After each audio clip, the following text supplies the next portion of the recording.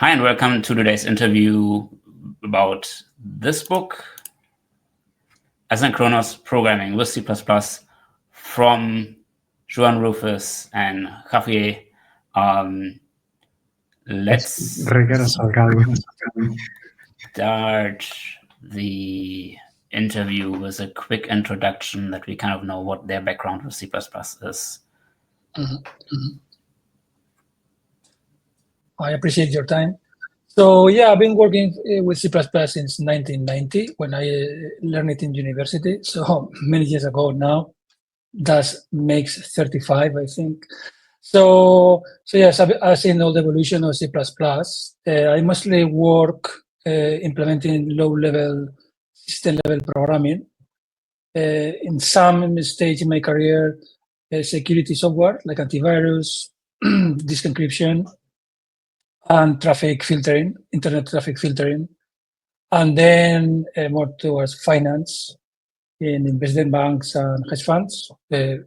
Basically working as a core engineer in trading platforms. I focus on equities. I work also a little bit on FX, but it has been mostly equities, low latency trading.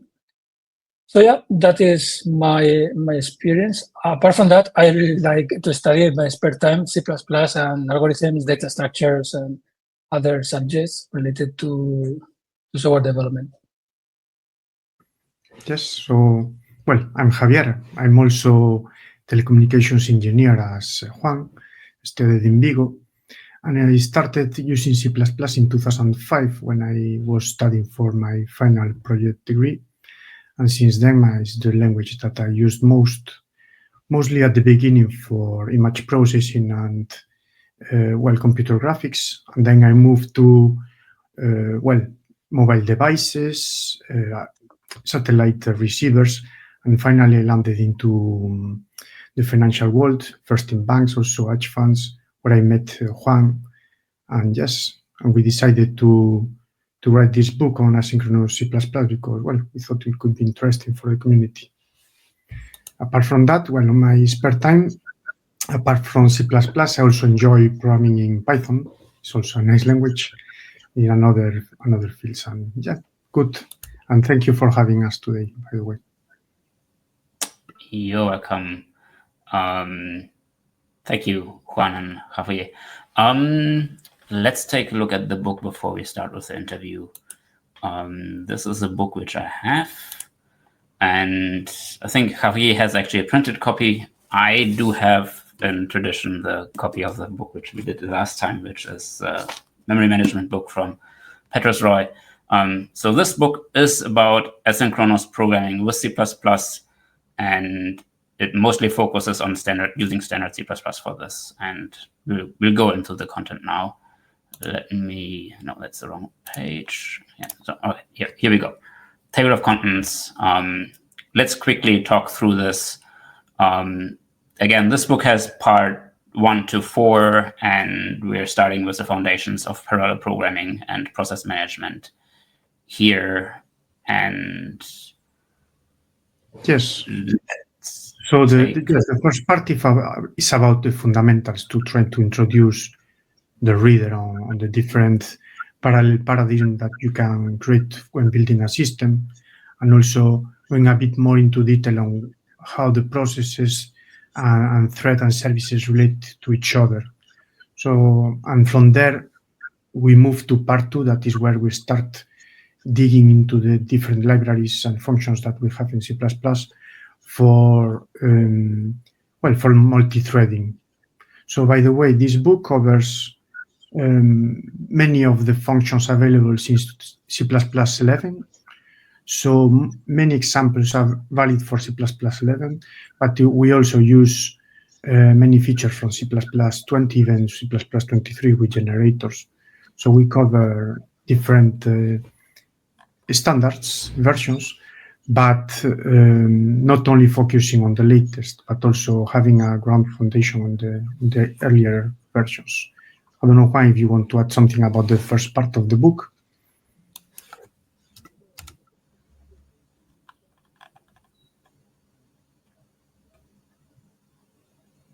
Juan, sorry, I can't hear you.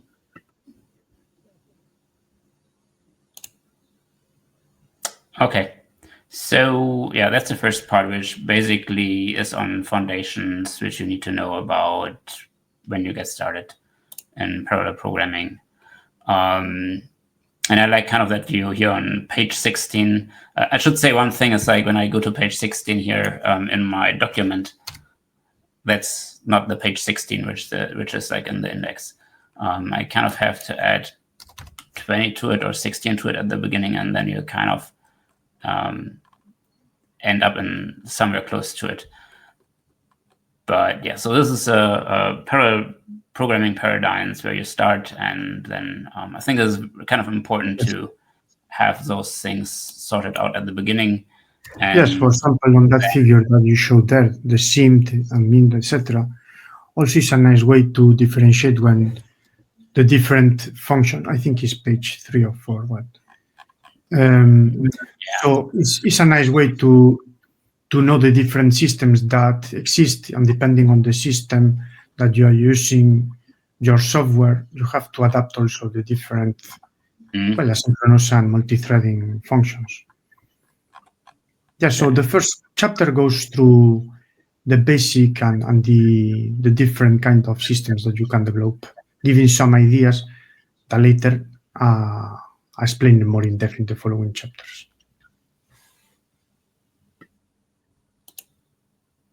True. Let's go back. And then we have the second part of the book, which is about, like, we're directly starting with advanced threat management after the foundations. So here we go into, like, how to create and manage threats with C++. And one part I found interesting is the thread local storage here, and then implementing a timer. So let's take a look at these. If I can find them, that should be, let's go for 83. That looks good. Yeah, so the book does contain a fair amount of code about various problems you solve in the code. But yeah, here we are with thread local storage. Would have been one more page. So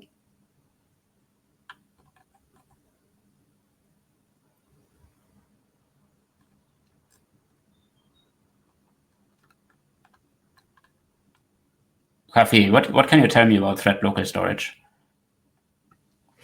Yes, so, well, this is a way to define global storage, but only accessed by thread. So you don't need to place any kind of synchronization mechanism if using another thread, because they will have its own copy of that memory, so that doesn't crash. And that's useful if, well, you want to have some specific area of memory available for each thread and do some calculations as we do in there. And then we go into implementing a timer, which I think this is like always interesting to see the more advanced examples. That the book is here again using Chrono and mostly standard C++. Yes, the only places that we don't use standard C++ is on the chapters about Boost.Asio and Boost.Cobalt, that obviously we use in the Boost libraries. Apart from that, all the other examples use standard C++ libraries. Yep. Let's go for more chapters. So that's also something I liked in the book. It's like the chapter on synchronization. We have various locks in the language, but then newer features are ledge and barrier. And let me see if I can find that. Yeah, here we are. So these are actually features which came with C++20. And what can I do with a ledge? Yeah, well, a ledge is really a synchronization primitive that the difference with the barrier is that the ledge is only one use, right? and it's a kind of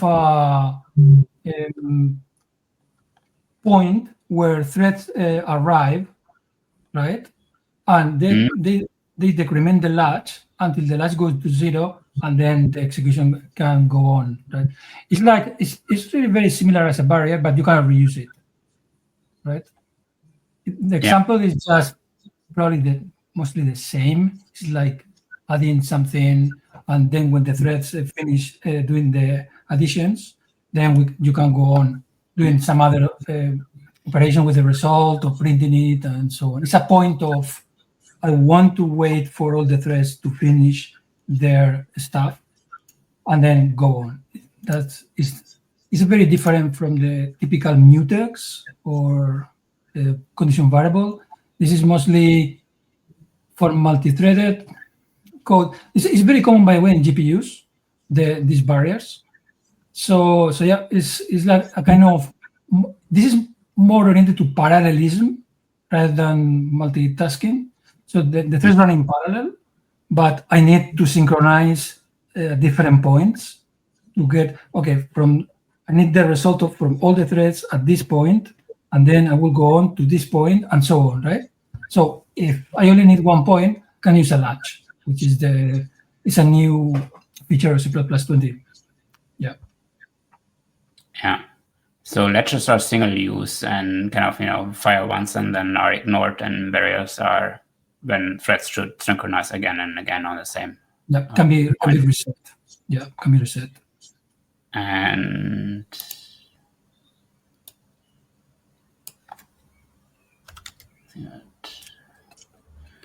yeah, then we have a chapter on atomic operations, which is also very useful to have such a book, especially as atomic operations are something which is often overlooked, in my opinion. So let's see. 132. Yeah, here we are, an introduction to atomic operations. Yeah.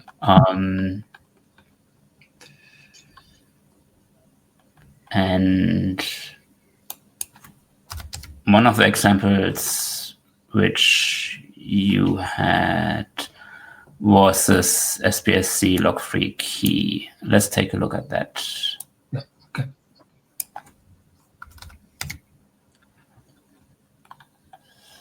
So, again, I need to scroll a bit to find it. Here we are. Yep. This. And that's something I like about the book, that there's like quite good examples here which are documented well, and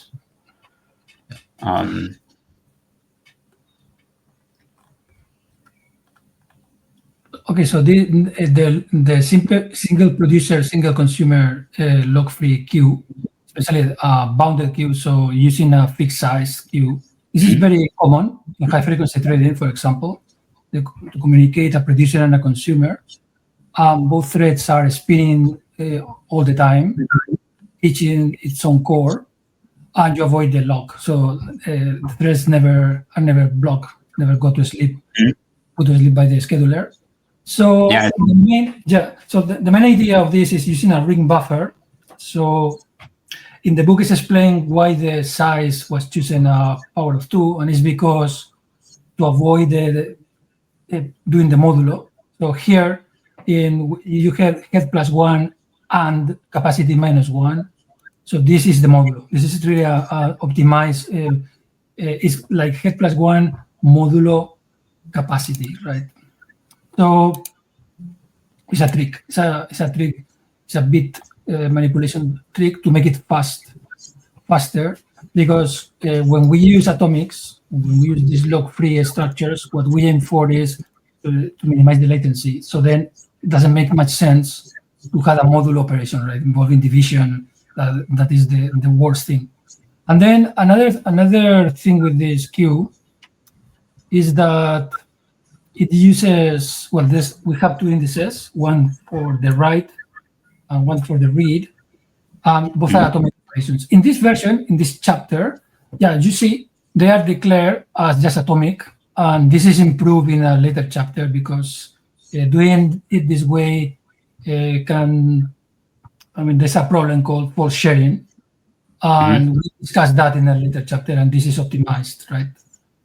Also, this, by the way, the chapter on atomics is one of the most complicated. Atomics is a very complex and deep subject because you cannot isolate yourself, you cannot abstract yourself from the CPU. And the reason we focus mostly on the Intel CPU. ARM is also a good architecture and is more relaxed than Intel, so atomic operations can be faster in theory, but more difficult to write the code. So here you see the memory order. So memory order relaxed, which is because I'm the only thread really changing this variable. I can read it in a relaxed way because I'm myself, there's no problem. So memory order relaxed means I guarantee you the atomicity. So the operation is atomic. And also there is a coherence of writing.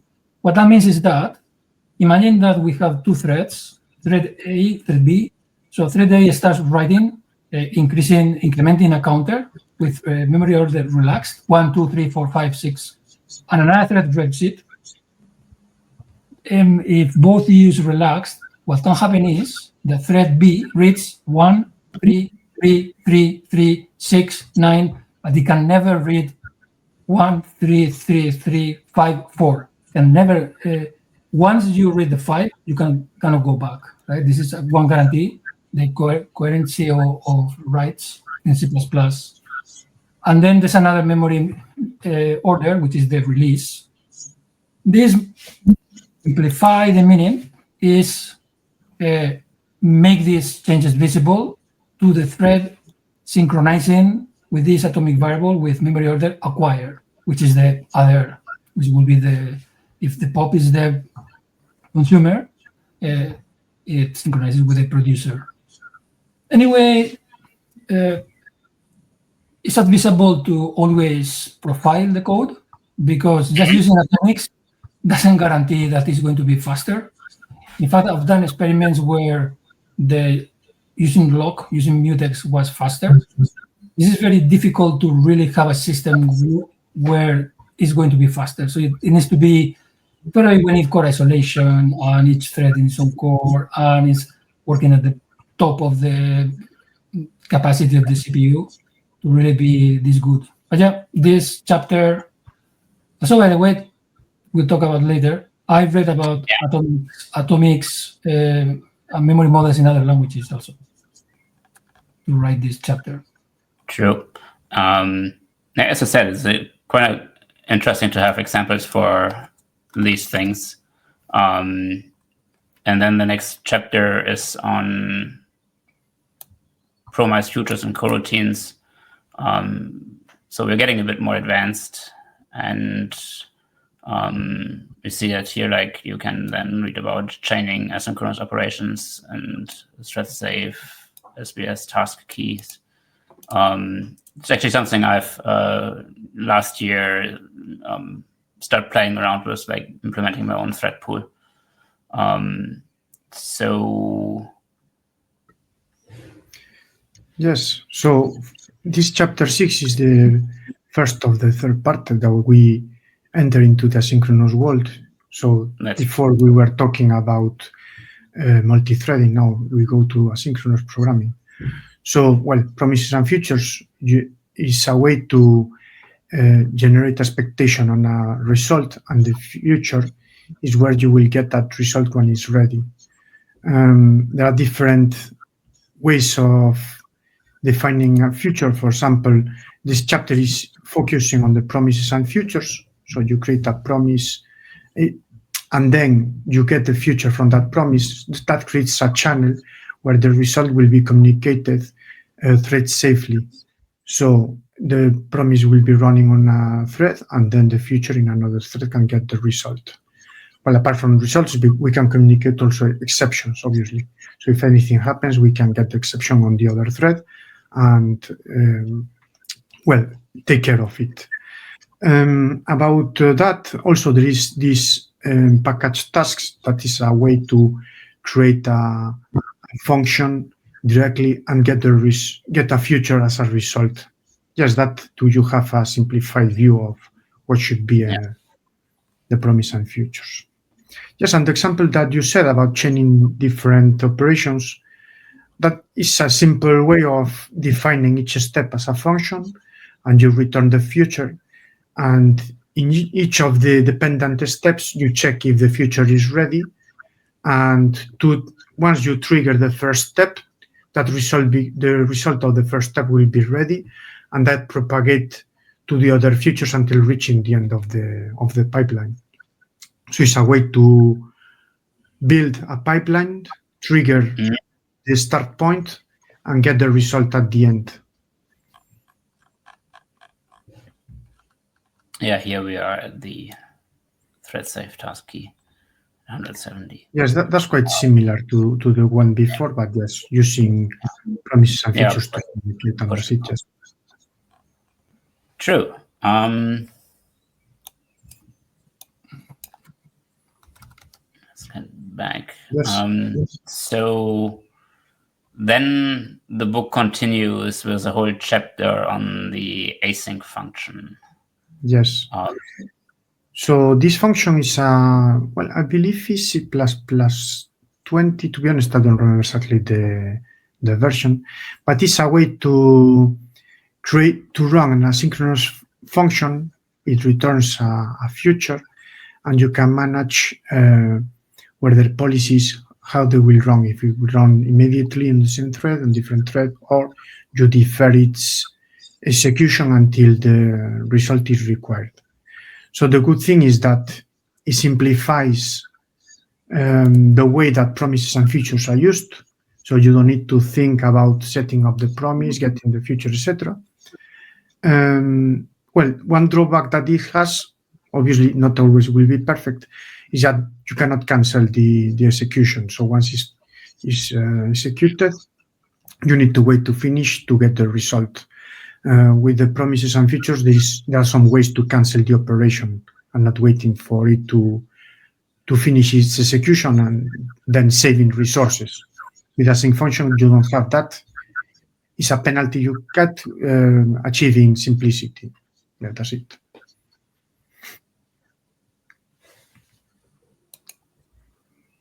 Yeah, I found the chapter quite interesting because something I usually don't use in C++, and I think that also I've seen people argue against, because at the beginning async was a bit broken in the implementation, and I think that's fixed by now. And definitely scrolling through the chapter made it interesting. And also kind of like the one example I found interesting is limiting the number of threads that you execute through this calling, and the various launch policies, which also exist for parallel algorithms. And then we do go into coroutines in the next chapter, which I know has been in the last years a huge and popular topic to speak about and to generally write about coroutines. So how do you cover coroutines in your book? Okay, so by the way, coroutines in C++, if I remember correctly, this was a Microsoft initiative. And I remember in 2014 or 2013, I was working in a bank, and some people from Microsoft went there to talk about the future of C++ and using coroutines. So this has been in the works for a very long time. So, well, coroutines, by the way, were introduced C++ 20. So the approach is very curious, because when I sat down to write this chapter, I remember a colleague of mine who told me one day, "Hey, I read a lot about coroutines, but I don't understand anything." So I thought, okay, I'm going to try to write something very simple for people to understand how this works. So I think that the main issue with coroutines in C++ is that it's a very low, because C++ really is very low level in general in many things, and they always favor the libraries rather than language, even if coroutines have some language new keywords, the co-yield, co-return, co-wait. Even that, this is very low-level stuff, right? So it's really, what the compiler does is, with your help, it generates a state machine and implements this. So it was said that in future releases of C++, probably the library will have more facilities to make this easier. So what I did was, okay, I'm going to start with the easiest, simplest coroutine possible, see all the compiler errors, and start adding what the compiler asks, just to have a full example. And yeah, that was the approach for this. And then a little example of generators, also using the C++23 generator.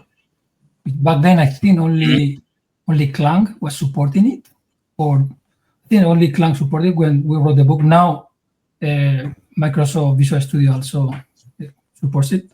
So yeah, and that was really the structure of the chapter. Something to introduce coroutines in a natural way, and then because coroutines have two parts. So the coroutines themselves, to implement them in C++, which, as I said, is kind of low level, and then it's the programming with coroutines, which is a different way of structuring your code.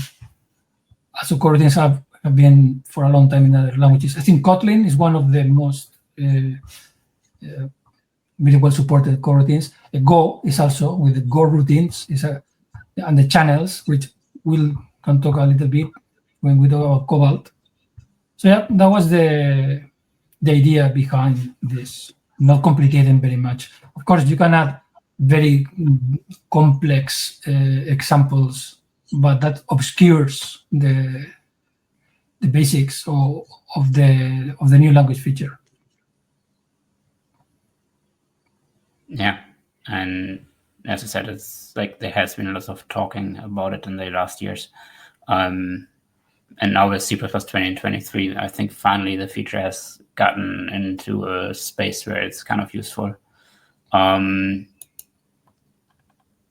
Then we go into the part 4, which actually goes into the Boost libraries, because often asynchronous programming is done with libraries instead of a standard, and your book covers the Boost libraries and 2 libraries of the Boost selection. And let's start with a chapter on Boost.Asio, which I guess is fairly well known. Yes, so we decided also, yes, obviously. The Boost libraries, we use them because they are quite used in the industry, in past companies and the current one. We also use plenty of times the Boost.Asio because it simplifies the way to write asynchronous code. So Boost.Asio, what it does is you have an execution context that is running on the background, and it handles the thread management and the execution of asynchronous communication with the input-output devices, etc. And it's a nice way to, then in the back, obviously, there is a event loop that is running and managing the events and sending to the user, and the user takes care of that. So there are plenty of classes managing typical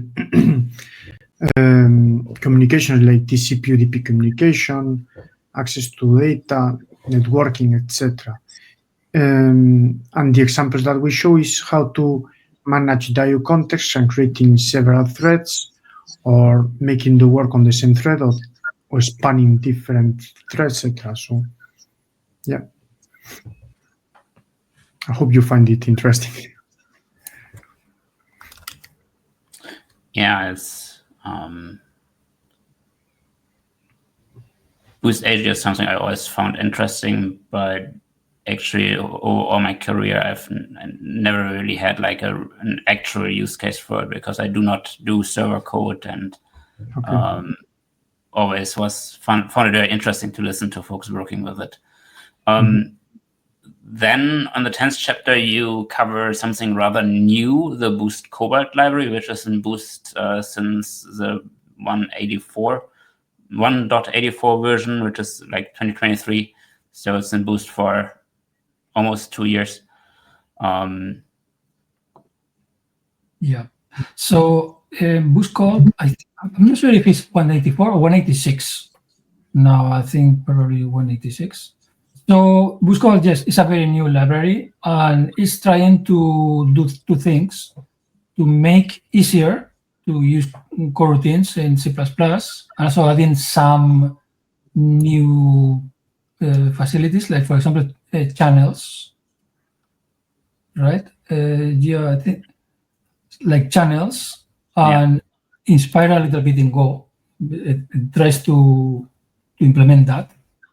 So yeah, this chapter is just a light introduction. I think that eventually, I was thinking about contacting the author to help him with the documentation. Yeah, it has nice examples. The examples, no, it's 84, yes, 184. Yeah. So yeah, and the examples are simple. And yeah, this library simplifies a little bit the use of coroutines, but yeah, it's probably very early in its very early stages, and it will be improved, I'm sure. But yeah, has generators, for example, it makes much easier to write generators. But well, C++ 23 also has the generator, yes, because it's probably one of the first and most common use of coroutines, similar to Python, right? To the yield. Yeah. And so I think that also is an inspired from Python. So yeah, that was the chapter. It's just a light introduction to this, to a slightly different way to use coroutines. Yeah, that's nice. Then we go to part 5, which I really like, and it shows like that actually your book is also like, not just for people wanting to learn about asynchronous programming, but also people actually working with asynchronous programs. So you speak about debugging, testing, and performance optimization in those chapters. And you start by logging and debugging asynchronous software in chapter 11. Yes. So this part 5, we thought, okay, so maybe should be nice to also show how to debug software and asynchronous software and also get better performance. So these 3 last chapters talk about that. So chapter 11 is about, well, obviously the first thing when you want to debug probably is to use logging. So you log, you try to parse them and see what's happening. If that doesn't work, because, well, first on the logging side, there are several libraries that you can use. There are some on Boost, and there are many others that they have the advantage on multi-threading or the size of the library, the responsiveness.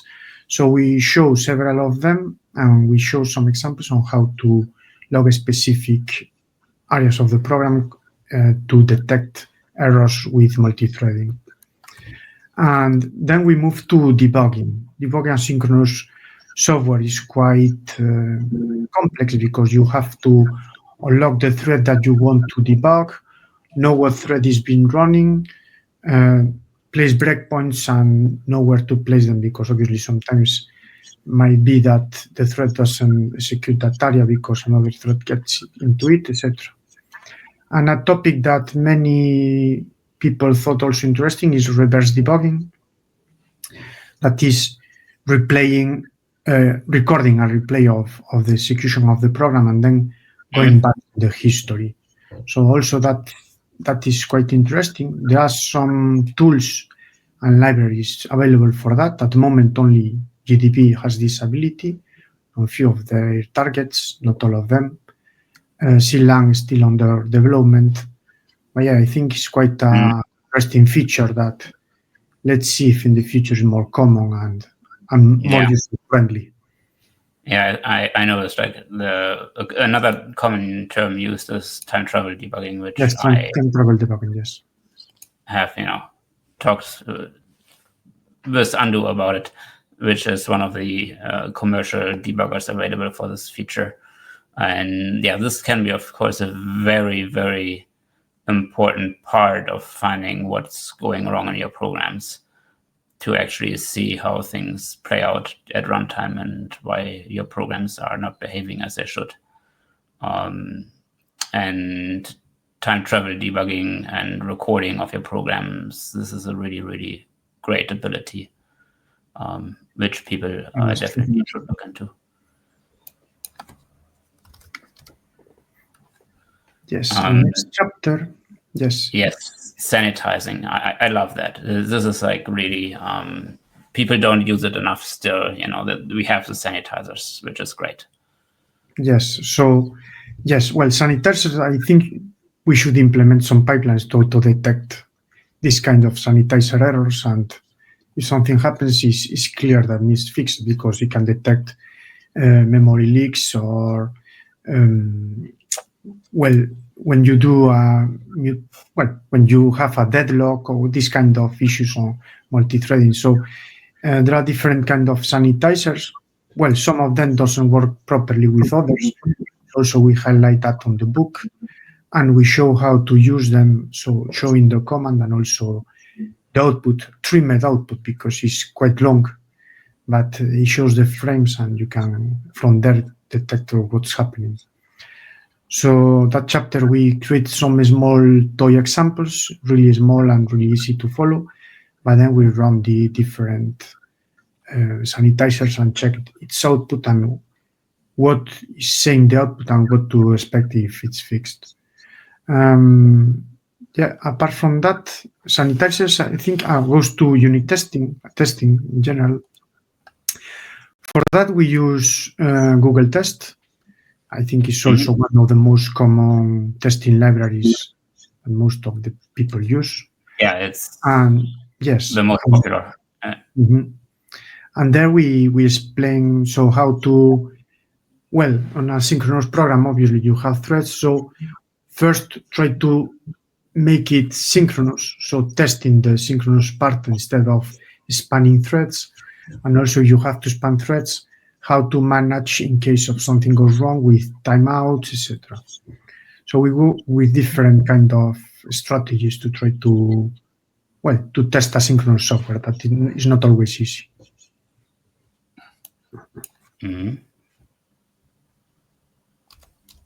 Yeah, this parallelizing test gets me curious, but here.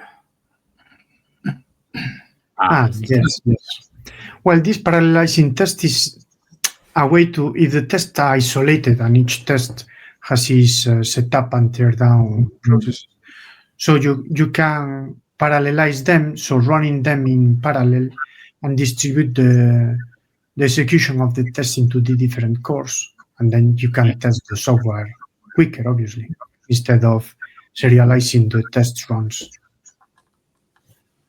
And then the book closes with a chapter on improving asynchronous software performance, which also, kind of is an everyday thing.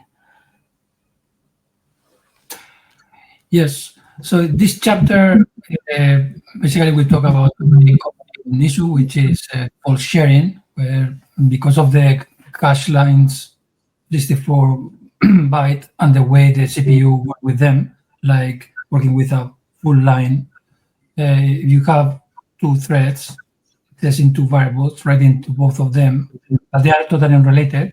Because of this being in the same cache line, well, they are constantly updated, right? So the cache lines, if the threads are in two different cores, the cache are constantly updated, creating a lot of cache hits and worse performance, right?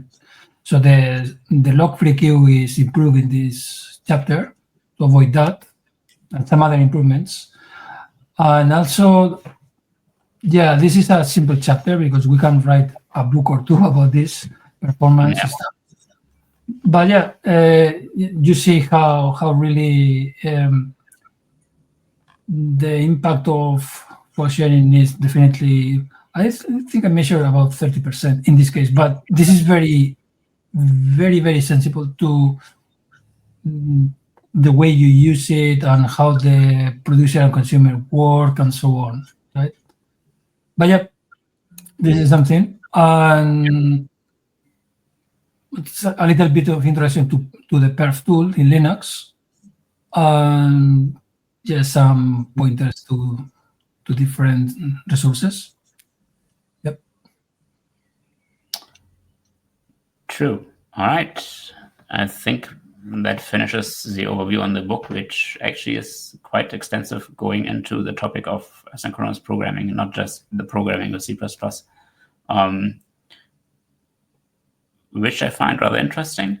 And with that, let's get to the interview part.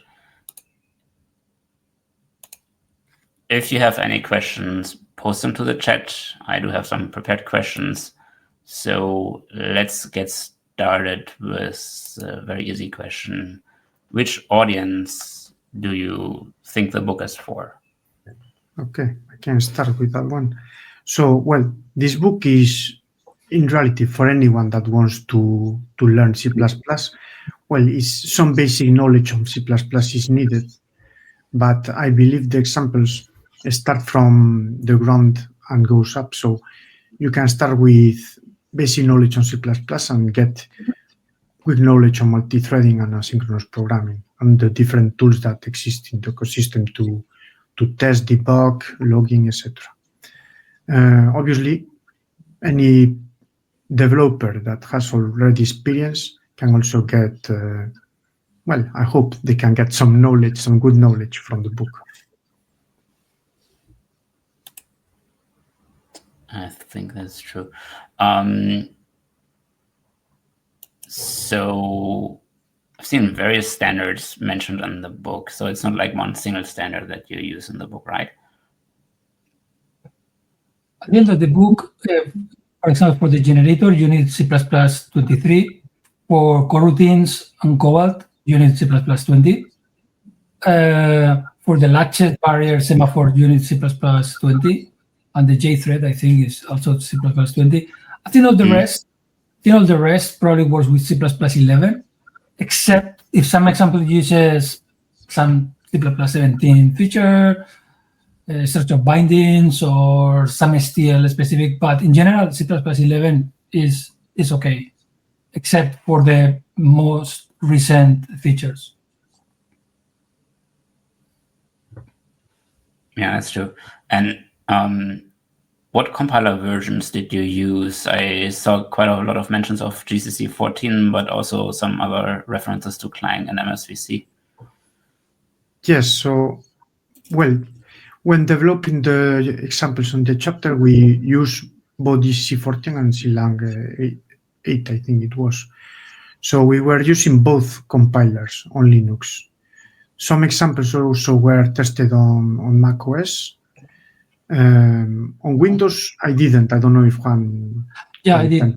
In Windows, the lock and lock-free code has been tested on the coroutines, except the generator, because back then wasn't released. Now there is generator.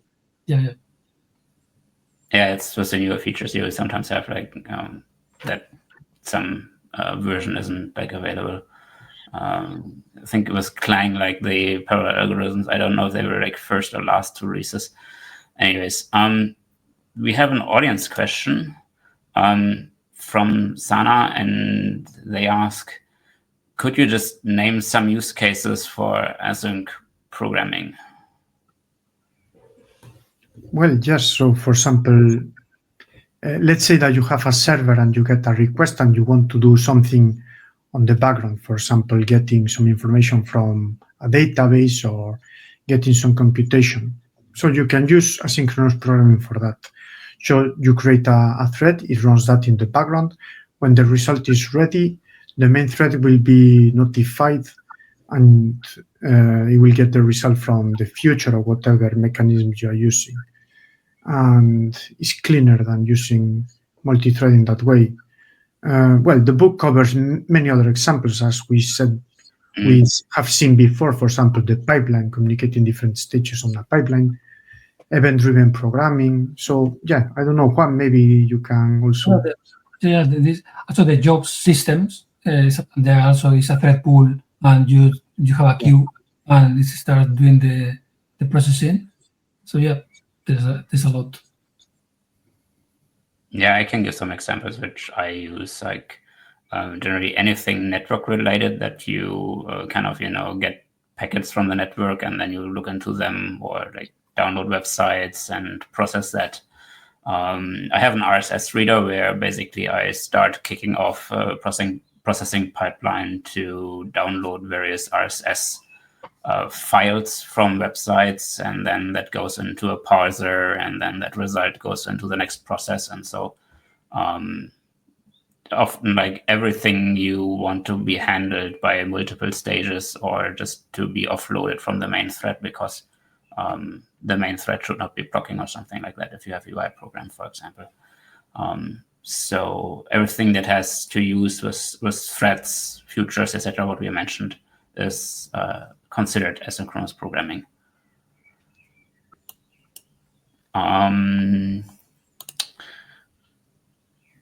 Now, with such a complex book, I do wonder, and it's kind of fresh, the book, right? So do you know about any errors so far in the book?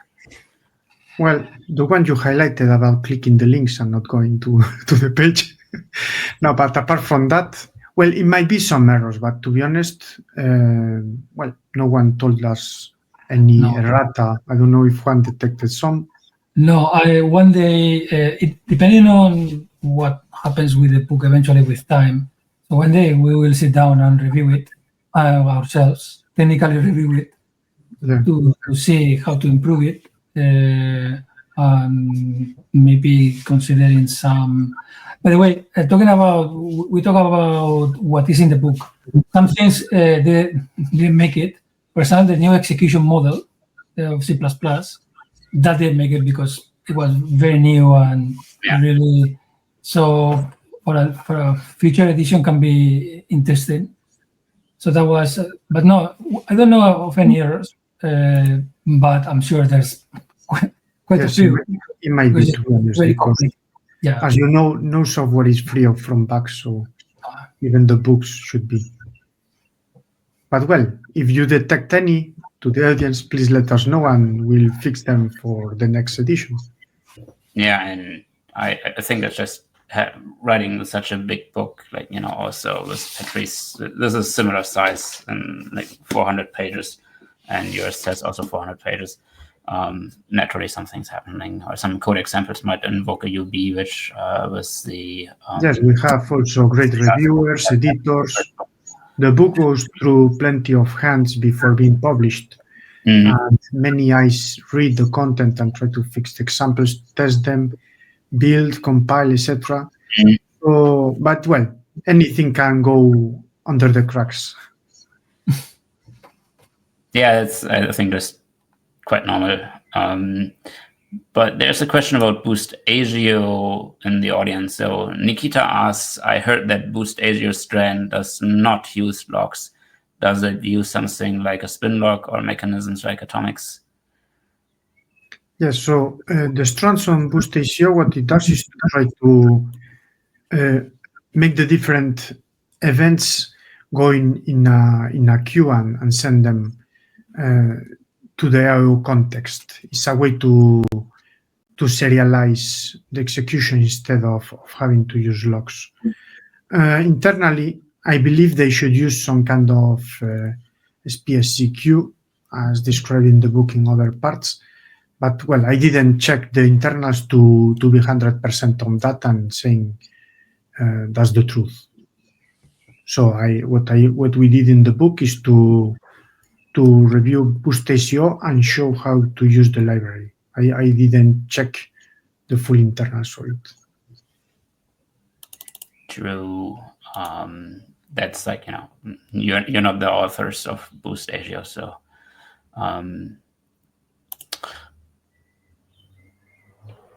then how does this book help you to write better C++ code? You take that one, Juan? Or? Well, better C++ is a very open term, but it can introduce you to things that probably you don't know, and this is always good to have a wider knowledge of what the language offers and the tools you can use in your own applications in your job. So this is probably the main thing, the main way this book can help you write better C++ code. Right? It's not really a book on a style or the type of effective C++ or gotchas or something like that. It's not, but it introduces you to some features that can be very useful. And in general, they are not very often talk about. I think that there's now starts being a little bit of coroutines. Coroutines are starting to be quite a lot in conferences and talks and stuff. But the memory model, I think that I watched all the talks about the memory model that there you can find. There's not so many. So yeah, this is interesting, and also it can give you make you interested, and then you can go to the reference or other sources. This is also good. I can also add that, well, we present different tools, and then obviously when your toolset has many other tools that you didn't know, maybe you can use them more effectively. And also about writing better code, well, there are also chapters about debugging and sanitizing that for sure will detect many common errors and will help on making the code better. That is, for me, one of the big values of the book, to actually have a chapter on sanitizers and to have the other chapters on the tooling for debugging and et cetera, and testing. I think that's things which we should have more focus on as a community, because tools can spare you so much and save so much time. Threat Sanitizers has found so many bugs and things where people thought that their log-free code would be working and worked for years. Maybe in Threat Sanitizer was just, no, there's an issue. But also it can be quite frustrating with those tools with false positives and more complicated code. And when we're a bit more in the advanced features, you already kind of hinted that, what chapters or ideas didn't make it into the book because just you ran out of space? Or yeah, so apart from the execution model and executors, I think that probably the atomics chapter is reduced because it's a very complex subject that really require maybe 2 chapters at least. But yes, you have to set a line and a limit in order to be able to finish, right? So for me, it was that, and also the performance. Probably, I'm not sure if maybe leaving it as it is, or because if you go deep, you need to write another book. But the performance probably I would have liked to add a little bit more of and also reducing the introduction. This talking about the inter-process communication stuff. Maybe just write a few lines and that's it. Right? Or what is a process, what is a thread? Well, this is just something that we could have assumed that the audience knows, but it's interesting to have, right? Yes, I believe it could be helpful for people that doesn't have the basic knowledge on the hardware. So they focus on software only. So to have that piece, because also it's totally related with threads and processes. So that knowledge is needed. Could be reduced, maybe, yes, but who knows? Now it's done, and well, to be honest, we are quite happy with the result. Yeah, I think that's something you can say. Something that just came to my mind, because asynchrony and parallelism is everywhere today. What about GPUs? Is that something which is like in your field, which you use, or?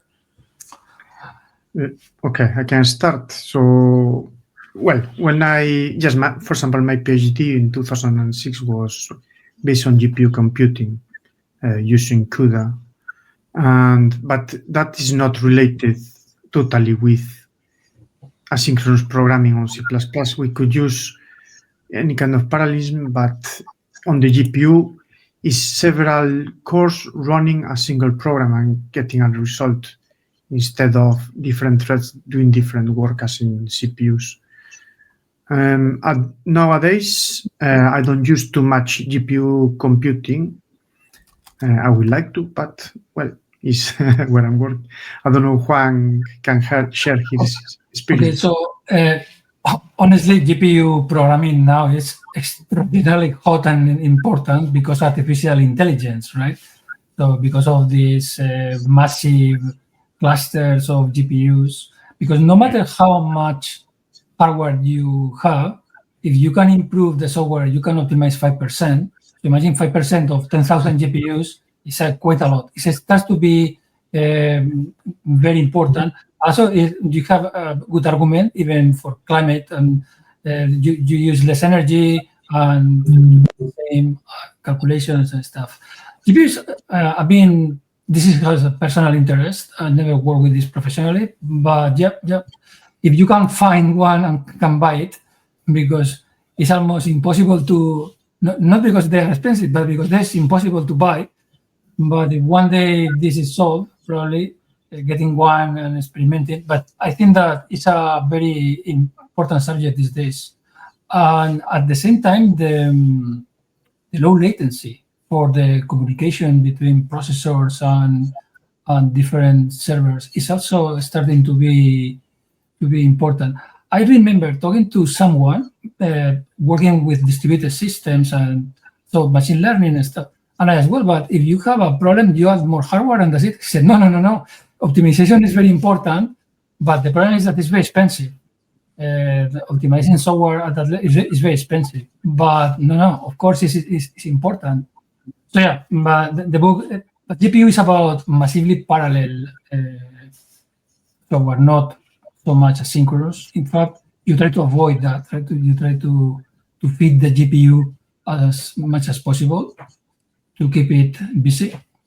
So yeah, it's a very important subject.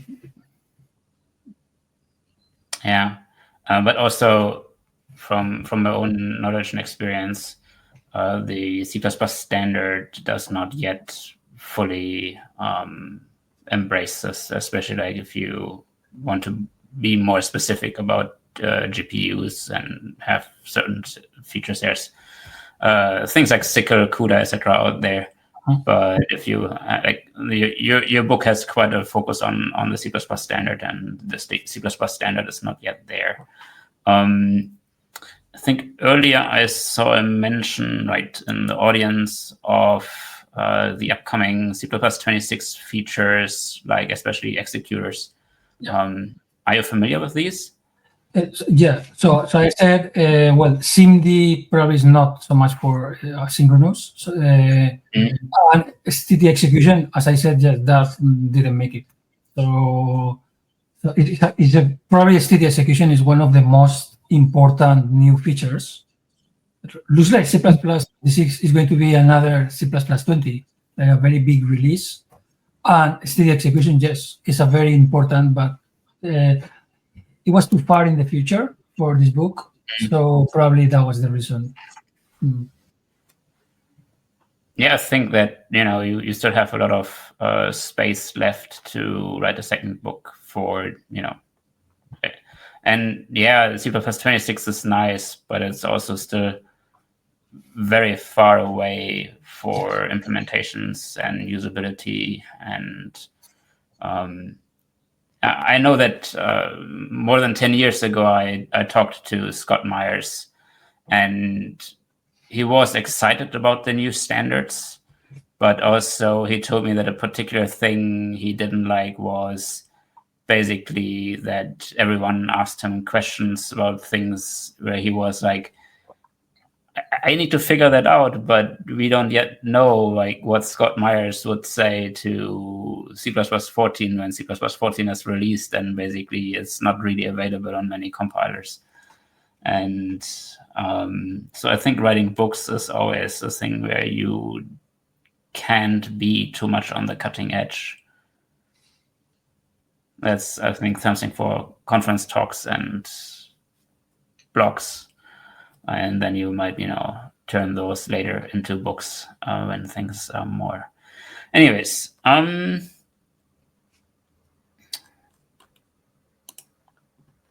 thank you for your time. Let me see. To the audience, if you have any more questions, now is the time. Yeah, here's a question from the last time we talked with Petrus Roy about shared pointer, and shared pointer also is very popular to be used to share things amongst various processes and threads. So I thought I pick your brain on what do you think and how do you use shared pointer? So I studied shared pointer from the synchronization point of view for the book, not to write about it in the book, but to see how the atomics were, and the memory model of this is very well done. Shared pointer is a very complicated, it's very complex. The implementation has details that is very complex. I think the Microsoft implementation, I'm not sure of this, I'm not 100% sure, because I don't remember the details exactly, but I think it uses a non-standard C++ feature implemented by with the Microsoft compiler for this big, and this is to achieve the make shared in a way. It was something to that, and the keyword was novitable, which is do not create a virtual table for this class, something like that. But I don't remember exactly the details. When after seeing that, I thought, well, okay, this is a very strange world. So shared pointer, yeah, well, I mean, these days they say that you should never use row pointers. I think that you should never use or use this or that. It's always very relative and depends many times on what you're doing. Shared pointers add their own little overhead. The synchronization, yes, well, because it's atomic. But you need to be very careful because they are not fully thread safe. And yes, and remembering years ago, working on a bank, there was a discussion of shared pointers. And someone said that because of the atomic operations, they could be very inefficient. So you could have a lot of inefficiencies if you start copying and passing around shared pointers. So what you should use? Well, if you share the memory, in general, because I focus on performance, really, mostly, in general, you want to share at the minimum possible. If it's possible to avoid sharing in any state, any memory, it's better, right? Mm-hmm. So yeah. But it's I remember studying the code, and it has its little lessons. In fact, there's very few blogs or articles going deeply in the implementation, in the real implementation, in the standard library. Also, different standard libraries implementation do it in different ways. And the Microsoft has an advantage, and is that the Visual Studio Debugger is very, very good, and you can it's really very good to study code. But the implementation can be dark sometimes in general. So yeah, I remember not seeing very much shared pointers in the code I work with.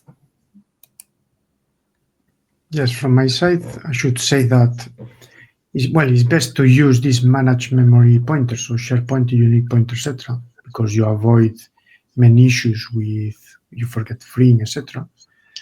But it's true that when you want performant code, most of the time I see row pointers and also unique pointers, obviously.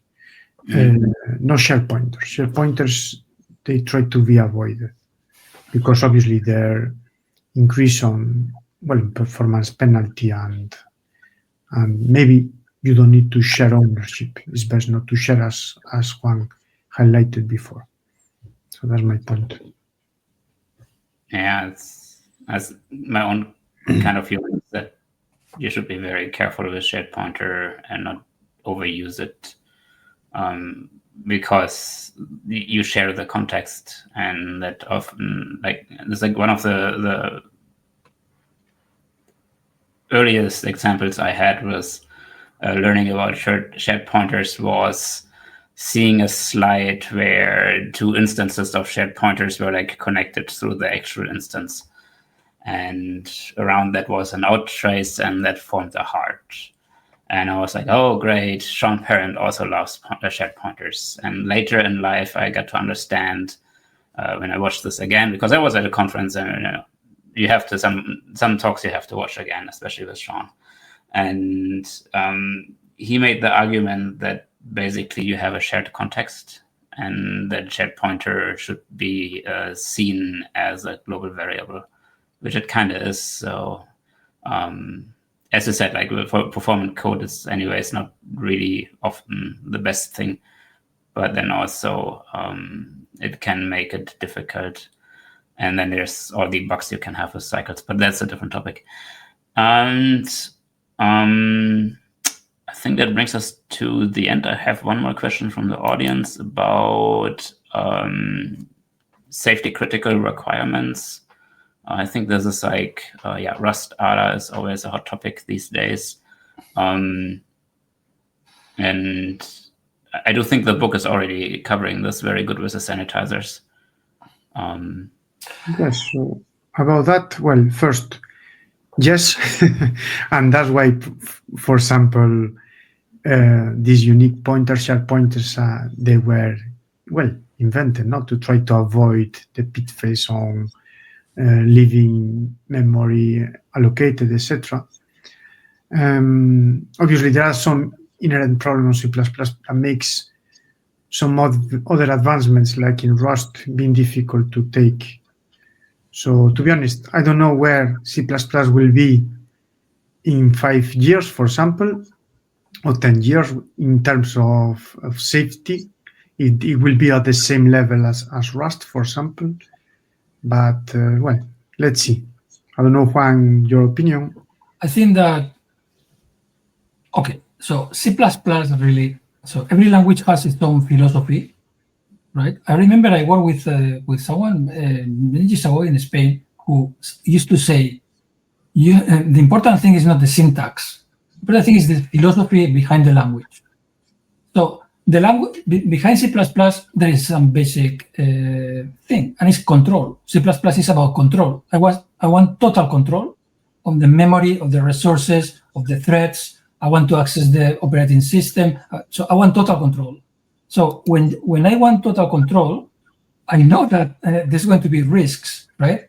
And this is a trade-off. So that C++ eventually will have some safety, probably yes, but I'm sure that they will also let you not follow them, because C++, I think that, well, as Strustrup said, there's only two kinds of programming languages: bad programming languages and the ones nobody uses.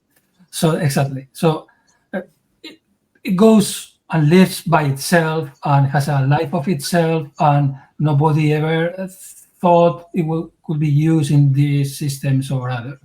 So probably tooling is going to be an important part. The memory safety, I'm not sure what they're going to do with that, but there's an argument. If very, very few people really need the total control, then you can go on using C, and then all these languages evolve to a more safe model, and we avoid problems of memory and memory overruns and memory leaks and weird pointers and stuff. But I think that, as Struss also said, C++ is a difficult language for serious programmers. This curious quote has not been written very much. I think he said that. So what he means is that this is not easy, right? So my friends, this is going to be tough. What I think is sometimes C++ is going is to probably unnecessarily hard or unnecessarily obscure, or because if you look at the standard library code, I understand that the library code is complicated and obscure because of the many use cases. Because also some people will tell you, well, your byte is 8 bits, but the standard doesn't say that. Or you live in the Intel world, but there's many different flavors of software that C++ can work. Can this safety and stuff? I'm not sure. I don't know. I think that probably maybe for that C++ is not the way to go, and you need to create a new language. The famous language which wants to be born out of C++, that famous language. I'm not sure what it is. So yeah, I don't know. We never know. I think that something that I noticed is that this metaprogramming is starting to fade in a little bit, because 10 years ago this was like a crazy. Now it's fading a little bit. So complexity just for complexity's sake is not really very, very good. But for me, yes, C++ is about you have total control. So if other languages, no, for me is you don't have so much control, but performance is going to be good, and you can implement the systems are going to be safer. So then probably it's interesting for some applications. Some other languages is, well, I don't give you any control and performance is not the best, but you're going to be very productive. This is another use case. So you cannot have everything in one language, I think. Yeah, that's true. What can be done as well, is to go to the tooling and create tools that only compile the program when it's completely sanitized. Obviously, this is quite an ideal world, but it's like what Rust does, isn't it?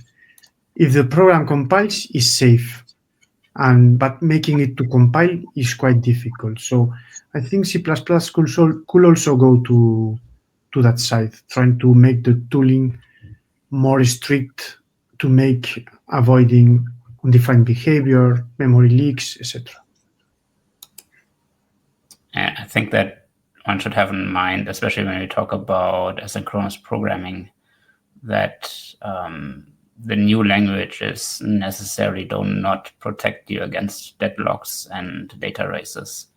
They may help you to have a more secure code, but modern C++ also achieves that mostly. And you have the sanitizers, as you mentioned. So